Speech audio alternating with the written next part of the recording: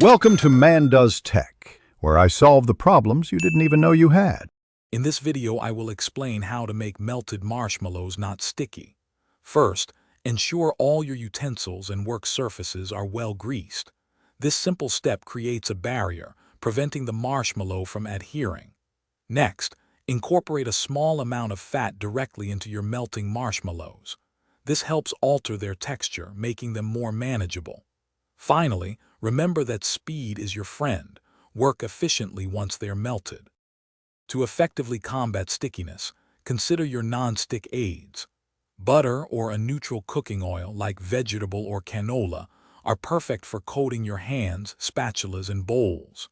For an extra layer of protection, a light dusting of powdered sugar or cornstarch can work wonders, especially when shaping.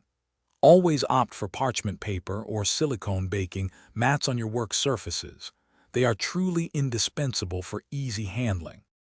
The way you melt marshmallows significantly impacts their stickiness. Always use a low heat setting, whether on the stove top or in the microwave, to avoid overheating, which makes them more difficult to handle.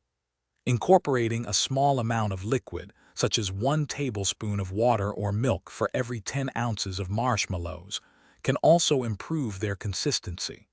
Remember to stir continuously for a smooth, evenly melted mixture. When handling your melted marshmallows, timing is crucial. Allow them to cool slightly so they are warm, not scorching hot, before you begin shaping or pressing. This makes them much more pliable and less prone to sticking to your skin. A light coating of oil on your hands will also make a big difference. For storage, always use an airtight container to keep your delicious, non-sticky treats fresh and soft. Thanks for watching. If you found this helpful, don't forget to like and subscribe.